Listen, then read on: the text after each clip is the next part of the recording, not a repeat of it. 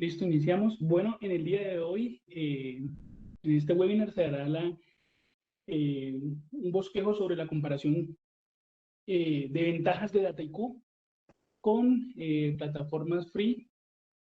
En este caso, la plataforma free que se va a, a manejar será Python, ¿cierto? ¿Cuál va a ser la agenda? La agenda tiene una introducción a Python, una introducción a DataIQ y una comparación entre Python y DataIQ en un modelo de Machine Learning. Algunas de las ideas principales dentro de esta comparación es que en este orden de ideas la comparación de ventajas entre DataIQ y los lenguajes de programación se centra en evaluar las fortalezas y beneficios de cada opción en la ciencia de datos y los análisis de datos. Esto quiere decir que hay que tener en cuenta los lenguajes como Python, R, Julia, que me permiten desarrollar, ¿cierto? Igualmente, DataIQ, ¿qué me permite desarrollar? Es una pregunta que vamos a evaluar y a dar cumplimiento dentro de este webinar. La segunda idea es que DataIQ es una plataforma integral, ¿cierto? Muy bien se conoce que ofrece unas características y funcionalidades que desde la recopilación, pues, la preparación, ¿cierto? La modelación, todo lo que tiene que ver con el monitoreo de modelos, es una plataforma integral. Entonces, esto ya me da una ventaja comparativa frente a lenguajes free.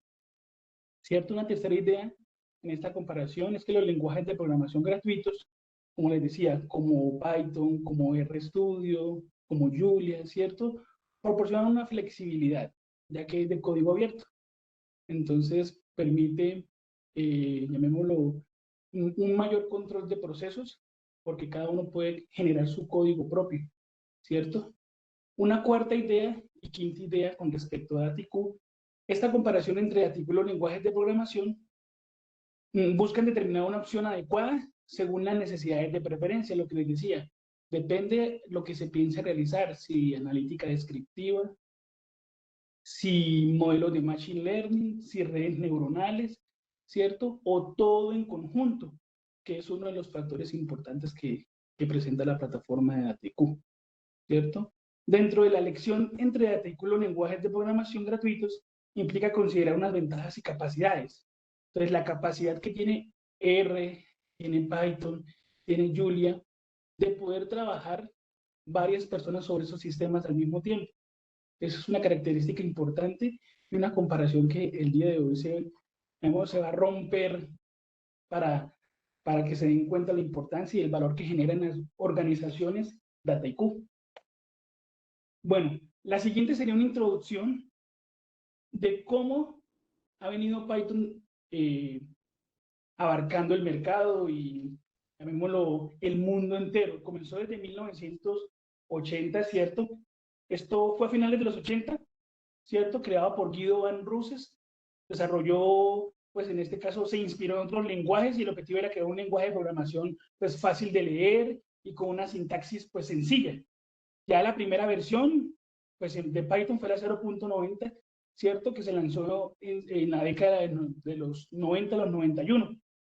Sí, luego pasó en el año 2000, esta serie de tiempo, ¿cierto? Y ya se lanzó Python 2.0, que fue pues prácticamente una versión con características y mejoras de las anteriores versiones que se han manejado, ¿cierto? Y ya se venían utilizando durante varios años. Ya prácticamente en el 2008 se lanzó Python 3.0 e introdujo cambios importantes. ¿Cierto? Pues sin embargo la transición de Python fue gradual debido a la incompatibilidad con sistemas. Asimismo, ya llegando cerca al año 2000, 2020, pues Python ha seguido evolucionando y mejorando y convirtiéndose en un lenguaje ampliamente utilizado pues en varios campos, ciencia de datos, programación, ¿cierto? Y aparte de eso cuenta con una gran comunidad de desarrolladores. Pues es realmente importante esa parte. Asimismo, pues desde el punto de vista de analítica, Python se ha convertido en un lenguaje ampliamente utilizado debido al enfoque versátil, al enfoque poderoso, ¿cierto? A la gama de bibliotecas que tiene. Lo que les decía, cuenta con NumPy, con Pandas, con Matplotlib, ¿cierto? Que proporciona herramientas para la manipulación de todas los análisis de datos, ¿cierto? Y las visualizaciones, si así se desea. Pues igualmente Python cuenta con una actividad de comunidad, lo que les decía, de desarrolladores, que contribuye con paquetes y recursos, llamémoslo periodo a periodo o semestre a semestre, ¿cierto? Igualmente, Python ofrece un enfoque integral de analítica, abarcando de la preparación, exploración de datos, hasta la implementación y evaluación de modelos, pero tener en cuenta que es con código, ¿cierto? ¿Por qué digo esto?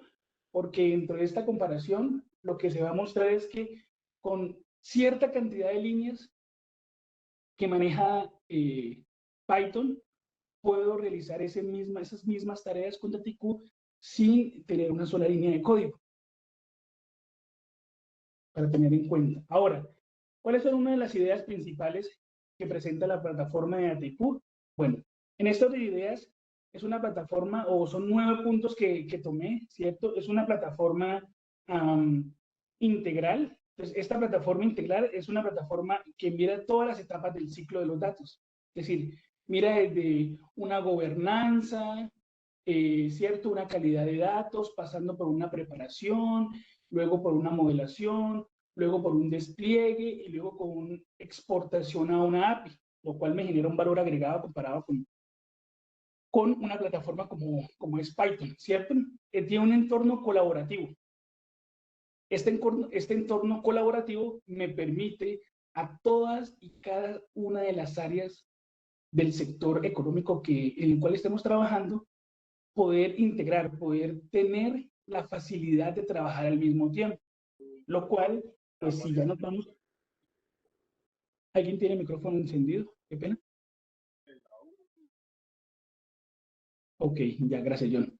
En ese orden de ideas, lo que les decía, permite trabajar a los científicos de datos, a los líderes de analítica, a los directivos y poder tener un control, lo cual es un poco tedioso en cuanto a si nos vamos a un lenguaje free, porque pues tenemos unas características como GitHub que me permite poder tener un control de versiones, pero no me permite al mismo tiempo estar trabajando, ¿cierto? Una gran cantidad de personas.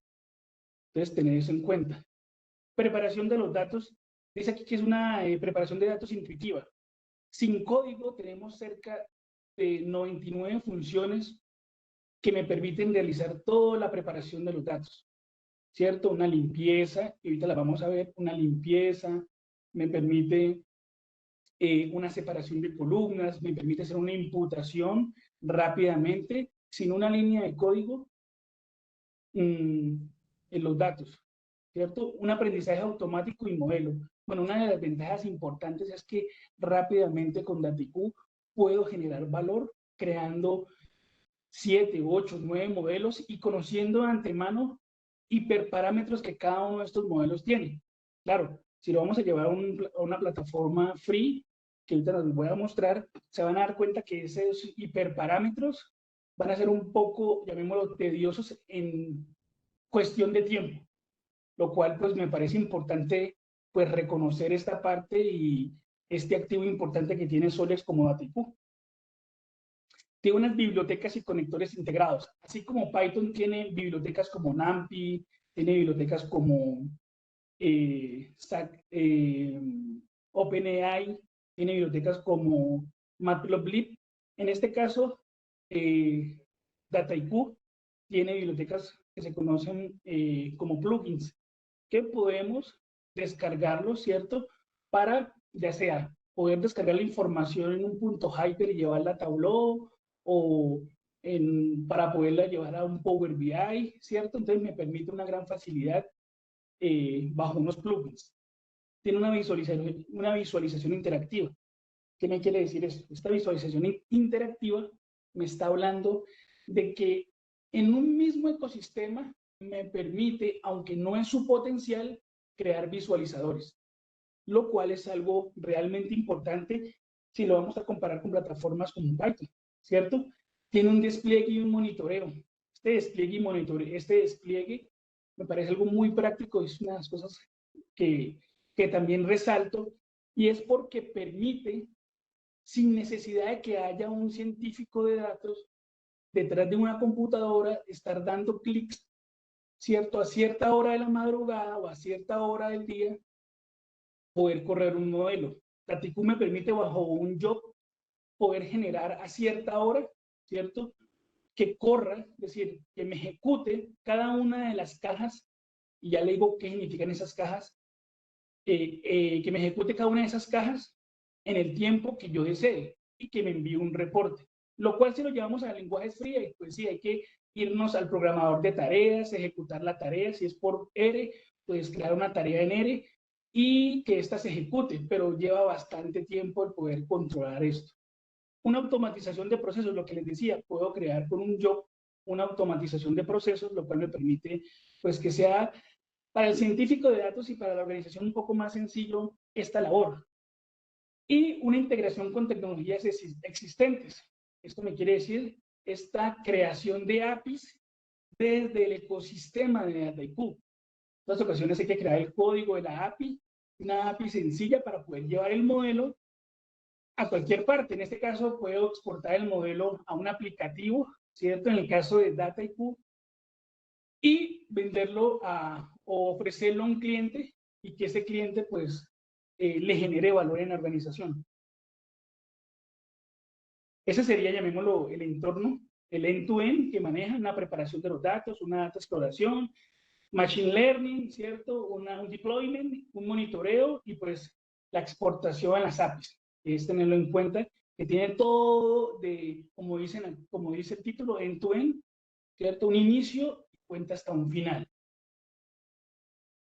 Ahora, dentro de la comparación del modelo, dentro de este ejercicio práctico del día de hoy, ¿sí? Se va a comparar la aprobación de un desembolso hipotecario. Es una introducción breve que dice que suele llevar entre 45 y 50 y 60 días, ¿cierto? Aunque este plazo puede variar, pues ya todo depende del esquema bancario que se maneje en el sector. En Colombia puede llevar cerca de un tiempo, 30 días, por toda la documentación que lleva, ¿cierto? Los avalúos, el estudio de títulos, si se le realiza una legalización del crédito, firma de escritura, ¿cierto? Y una vez todos los aspectos estén en orden, el banco podrá llamar o ponerse en contacto para informarle que el crédito ha sido aprobado y procederá a desembolsar el préstamo. Entonces, ¿qué se va a realizar en este momento? Se va a realizar un modelo de Machine Learning, ¿cierto? Para que tengan en cuenta. En Python se va a realizar un modelo de Machine Learning de un Super Vector Machine, que lo que me va a generar es, llamémoslo desde el punto de vista matemático y estadístico, es que en una dimensión n me haga el máximo de separación, ¿cierto? Entonces ya les voy a mostrar cómo quedaría esa separación en un hiperparámetro en Python, ¿cierto? Y luego les mostraría cómo va a quedar un modelo de Machine Learning en este orden de ideas en Dataiku. Entonces, pues, empecemos. Bueno, en este caso, hacemos la importación de la información. Un momento que se conecte. Ah, listo, ya se conectó. Hacemos la importación de la información. Aquí, ¿cierto? Esperamos que cargue la información. Aquí ya se encuentra cargada la información, ¿cierto? En este orden de ideas, corremos la información del dataset, ¿cierto? Corremos la información. Aquí vamos a observar cómo se encuentra esta información, cuántas variables son, cuáles son las variables, cómo es el mecanismo de estas variables, ¿cierto? Muestra las primeras 100 filas. Aquí, aquí, ¿qué vamos a hacer? Vamos, un momento, por favor. Aquí. Listo. Aquí vamos a observar el tipo de dato que se encuentra. ¿Cierto? Un momento. El tipo de dato, ¿cierto? ¿Qué vamos a observar aquí? Observamos el tipo de dato que tiene cada una de las variables, cuando son tipo objeto, o numérico, o integer, ¿cierto? Aquí lo que vamos a realizar es hacer un cambio de un nombre, de un tipo de variable, pasar de un float o pasar de un objeto a un float, ¿cierto? Vamos a encontrar los datos perdidos, ¿cierto?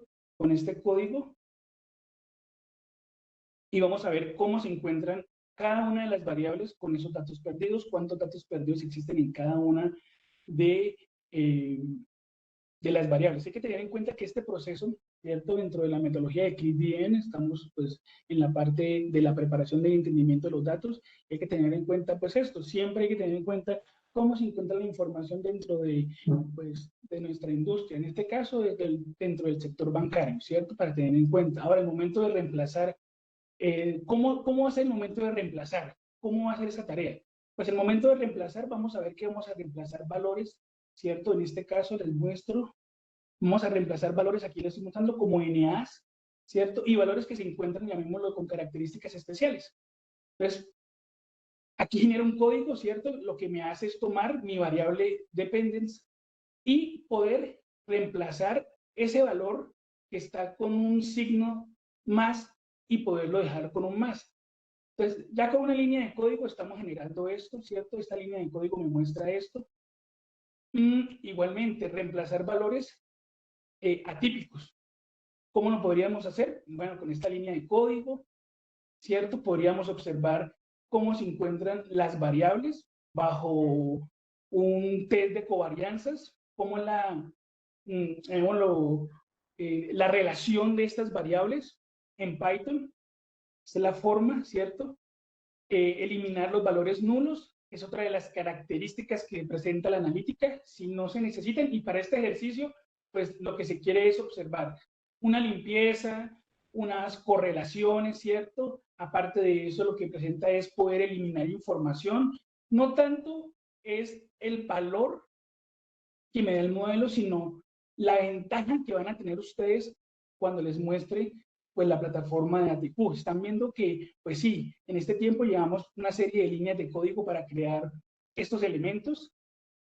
Lo que les decía, en este caso, vamos a eliminar información que no necesitamos, ¿cierto? Asimismo, vamos a convertir lo que les decía, algunos tipos de datos en valores íntegros, que lo que me permite es poder tener esa información como números para esta creación del modelo. En este orden de ideas, vamos a separar lo numérico de lo categórico, que es una de las características que también se necesita en este modelo. Creamos un for. Este for lo que me hace es un análisis visual de cómo se encuentra el historial de crédito, ¿cierto? Ejecutamos y él automáticamente me va a mostrar cómo se encuentran la variable que les dije en el inicio, que se llama, aquí está, la variable historial de crédito, ¿cierto? ¿Cómo viene su tendencia? ¿Cierto? Aquí tenemos las gráficas de cómo está su tendencia en cada una, llamémoslo, de las test estadísticos. Tenemos su rayado aquí arriba, cuando sí se presta, cuando no se presta, o cuando se desembolsa un crédito y no se desembolsa un crédito, ¿cierto? Ahora, hacemos lo mismo, pero desde el punto de vista de un diagrama de barras acuñado, ¿cierto? Corremos el for, ¿cierto? Y este for me muestra cómo se encuentra ante una aprobación o ante no existe una aprobación, ¿cierto? Y la cantidad de aprobaciones y de no aprobaciones, para tener en cuenta esto. Entonces me muestra el sector rural, urbano, semiurbano, cómo ha sido el préstamo. Ahora, ¿qué es lo que se quiere dentro de esto? Se quiere poder tomar y categorizar estas variables. En Python la forma de categorizar las variables es con un código que les estoy mostrando aquí, ¿cierto? Aquí nos damos cuenta que aparecen en N, Y, ¿cierto? Yes o no. Y lo que se quiere es poder reemplazar estos valores. Es decir, en estos casos se crean variables dummy, ¿cierto? En Python se hablan de variables NUMI. En RStudio se llama categorización, ¿cierto? De estas variables, para tener en cuenta eso. Perdón. Y La forma en este sentido es poder reemplazar esos valores de yes y esos valores de no, ¿cierto? Con valores como 0 y 1. Corremos, ¿cierto? Y nos damos cuenta,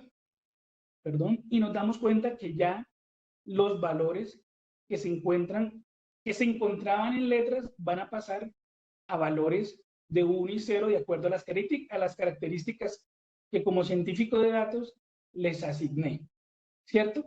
Aquí viene una cosa muy importante, y esta cosa importante es cuando ya hemos hecho todo el proceso de datos, de limpieza, de reemplazar, de eliminar valores nulos, venimos a un proceso del split. En Python hay que tener en cuenta que esto que les estoy señalando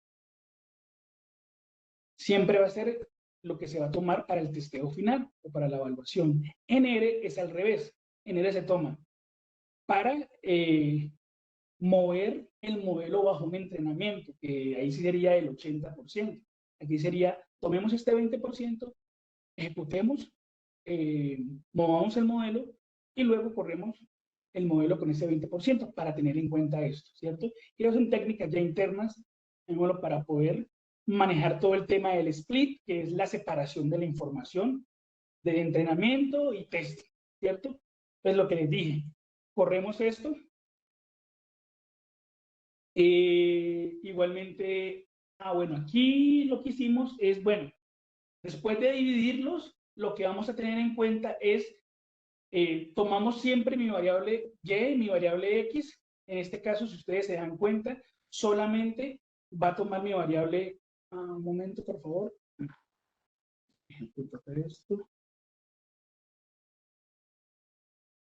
Vuelvo y lo corro. Qué pena. Ahora sí.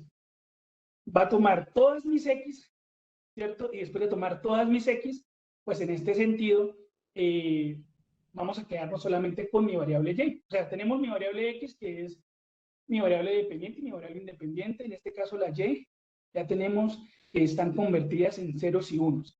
Ahora viene un escalado de variables. Este escalado de variables, pues ya tenemos un sklearning, ¿cierto? Le importamos un escalador, le aplicamos un punto fit transform para que ese escalador vaya al entrenamiento, ¿cierto? Y en este sentido, pues ajustamos el modelo. Recuerda que es un modelo de Super Vector Machine. ¿Listo? En este caso ya ajustamos el modelo. Podemos correr la predicción. Podemos ver la predicción aquí en caliente. Y vamos a ver. Un momento.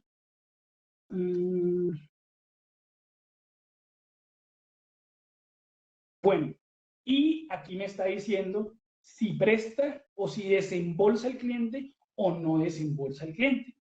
Realizamos la evaluación, que la evaluación pues conocemos muy bien que tiene todo el proceso de matriz de confusión, ¿cierto? Nos arroja una matriz de confusión, ¿cierto? Ahora podemos ver algunos indicadores importantes. Estos indicadores, pues, lo que les dije, viene de una predicción de un Super Vector Machine, y adicional a esto, pues, los necesito. Es decir, un momento, ok.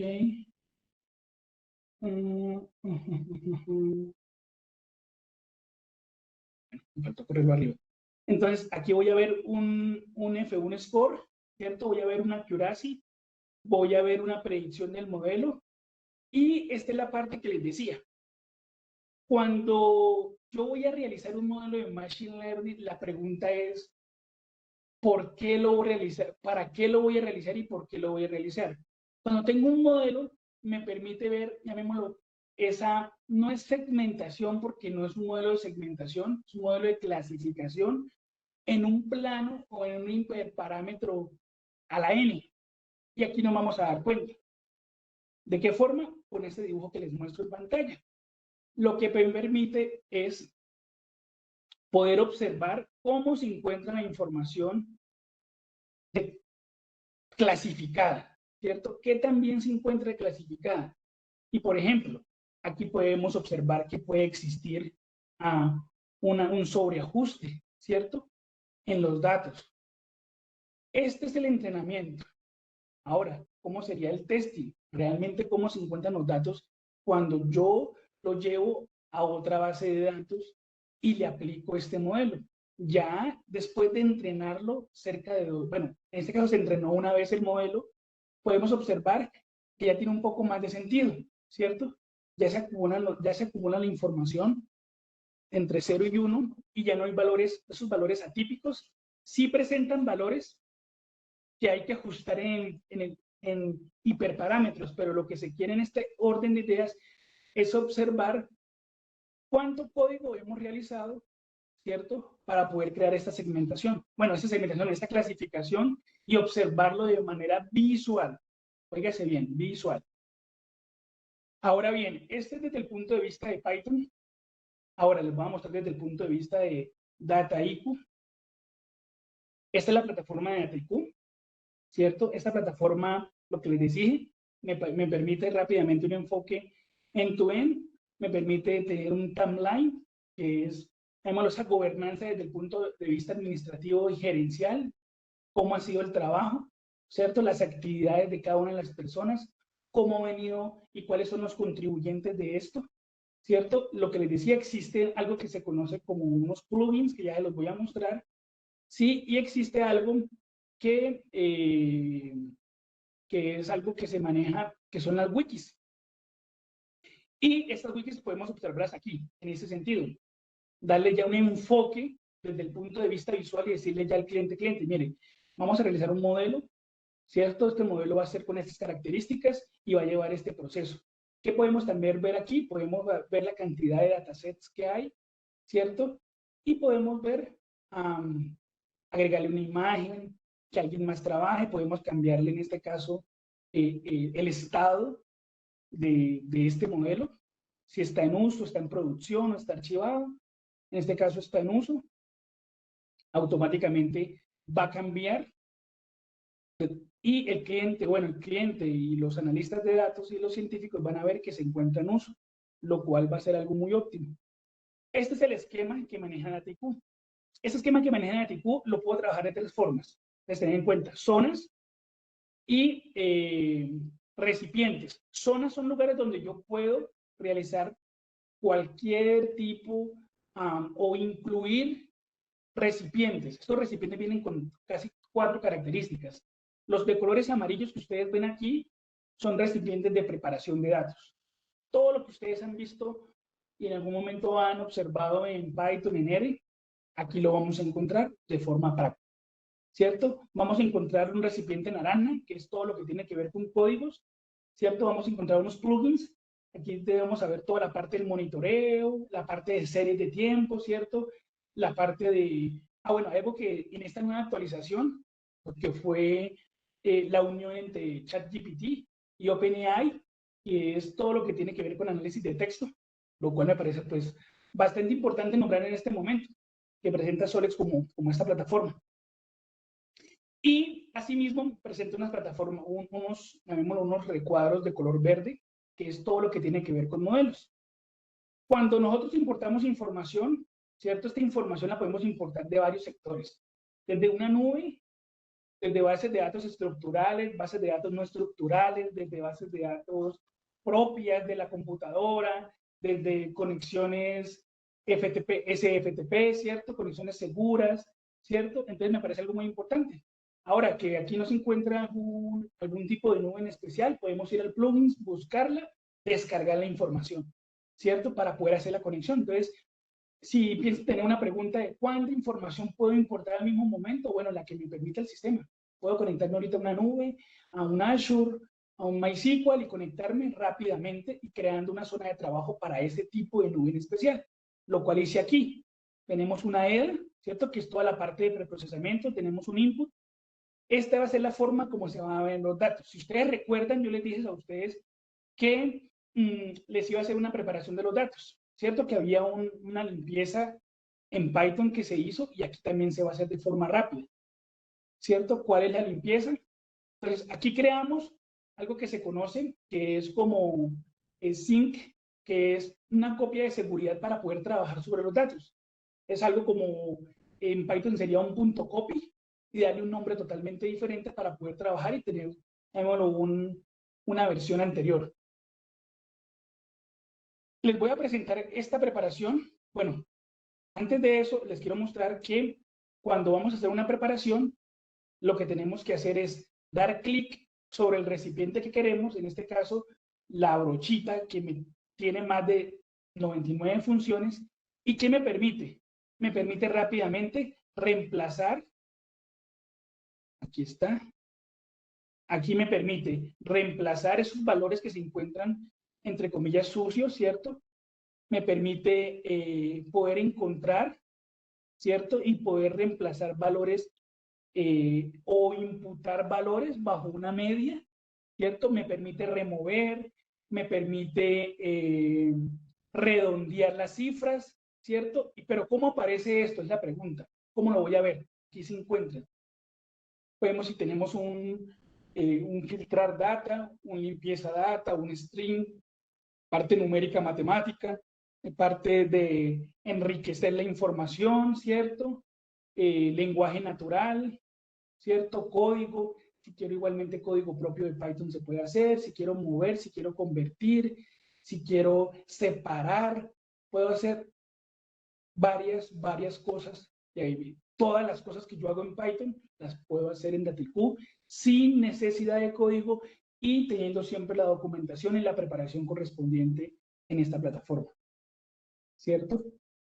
Dentro de esta preparación podemos, cuando ya se importa o cuando ya se ejecuta la preparación, ¿cierto? Podemos correr este modelo en una serie de motores. Hay un motor local, ¿cierto? Y ya depende de la cantidad de información. Ya depende si un Spark o un Impala, todo depende del motor que yo tenga como organización para tener en cuenta esto, ¿cierto? Ahora bien, puedo rápidamente crear bajo un group by, puedo ejecutarlo y me muestra solamente la información que yo desee. ¿Cómo se ve ese group by? Es la pregunta. Este group by se ve de esta forma. Entonces, me arroja todas y cada una de las características, cuando digo características es el nombre de las variables, ¿cierto? Y puedo asignarle ya sea un promedio, puedo asignarle ya sea un valor único, un mínimo, un máximo y ejecutar este valor. Pero un group by siempre tiene que ir por una característica. Y este group by va por una característica de género. Entonces, lo que ustedes van a ver aquí es que está por género y cómo se encuentra el crédito de esta persona.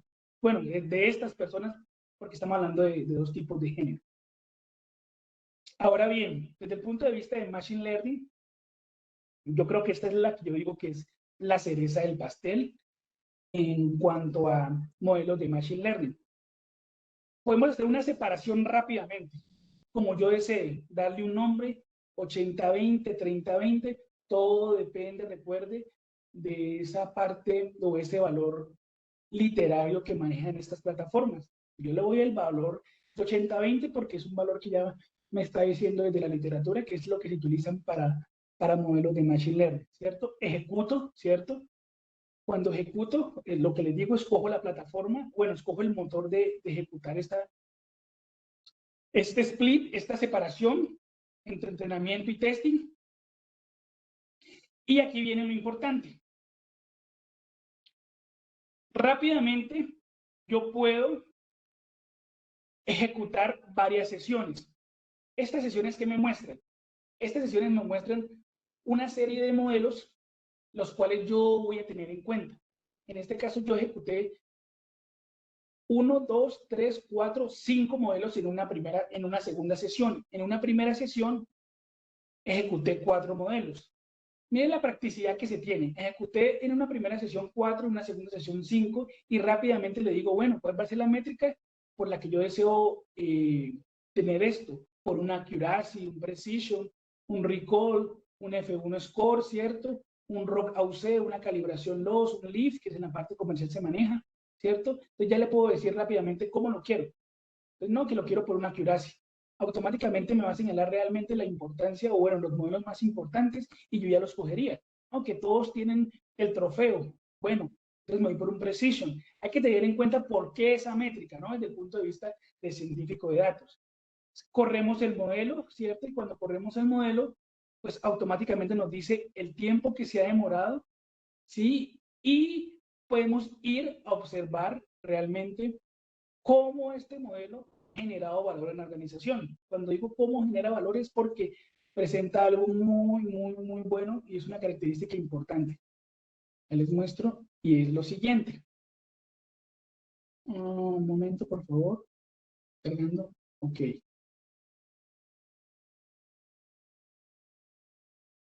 Ok, aquí está. Bueno, ¿qué me permite ver este modelo? Yo como cambié el parámetro, ¿cierto? Este parámetro le cambié por una ROC AUC porque es la que en este momento me interesa, ¿cierto? Entonces, me muestra que el que mejor tuvo porcentaje fue un Decision Tree, que en este orden de ideas, pues me genera un 0.88, lo cual es importante. Hay que tener en cuenta que no porque se acerque más a uno es un modelo perfecto. Esto es un acercamiento a la realidad, ¿cierto? ¿Qué me muestra DataIQ cuando estoy hablando de tipos de modelos? Sabemos que ante un cliente siempre queremos esta parte dura, esta parte pura y dura, no queremos que se vea, mm, algo tedioso para el cliente, sino que el cliente pueda tomar una decisión, ¿cierto? Y esta plataforma que Solex maneja, yo creo, es una plataforma que permite dar decisiones de forma rápida. Entonces, me muestra rápidamente ese árbol de decisiones, ¿cierto? ¿Cómo hacer las probabilidades de este árbol de decisiones?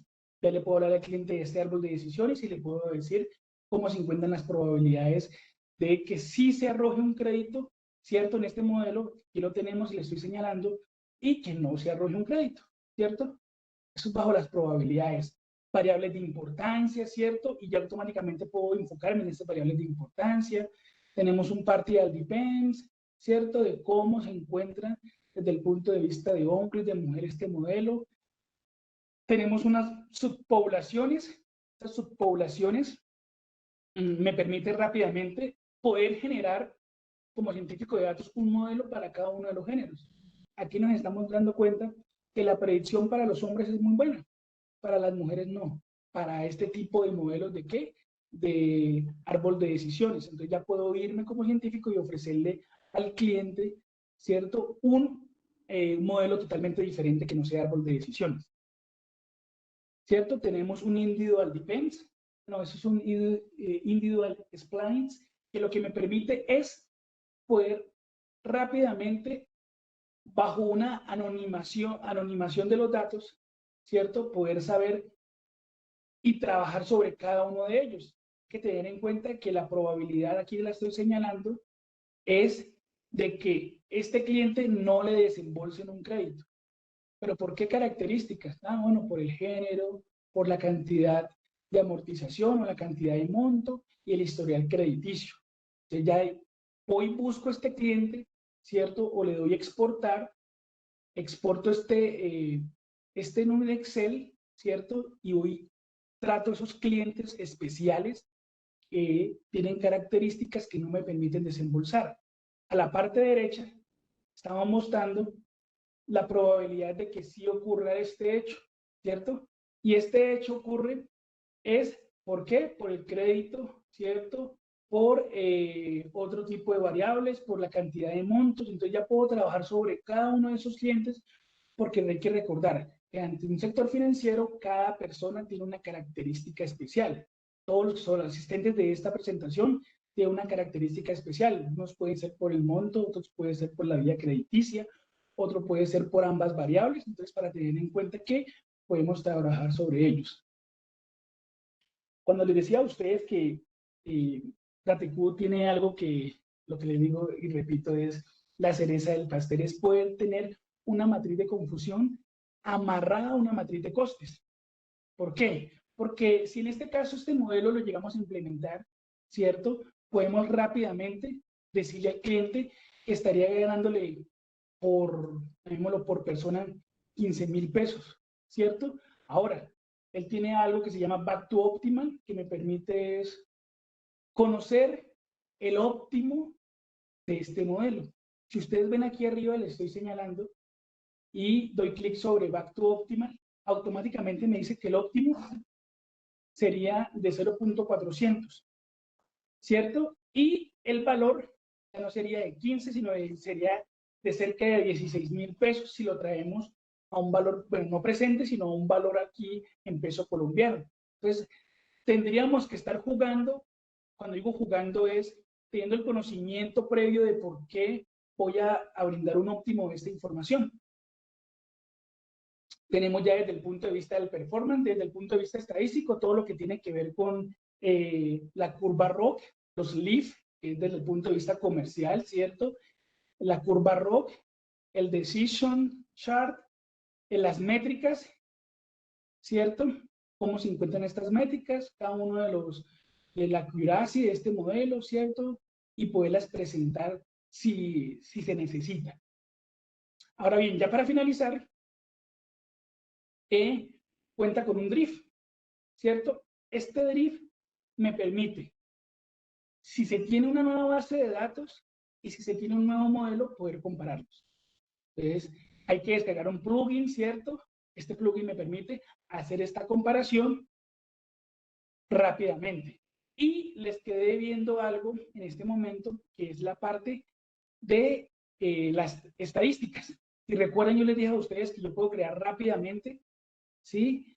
Toda y cada una de las características de acuerdo a las condiciones que yo quiera. Entonces, en este caso, son análisis univariantes de 13 variables, ¿cierto? Aquí ya estamos viendo esos análisis de cada una de las variables.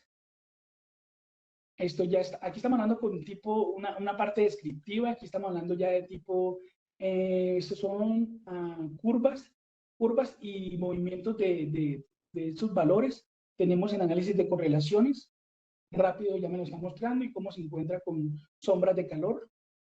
Me encuentran los análisis de cómo se encuentra cada una de estas variables. Sí, puedo asignarle si quiere algún tipo de split, es decir, que estas variables me las muestre o me compare estas variables con respecto al género. Lo voy a grabar y él automáticamente me ejecuta respecto al género. Cómo se encuentra el historial crediticio frente a la mujer, frente a general, frente a la mujer y frente al hombre.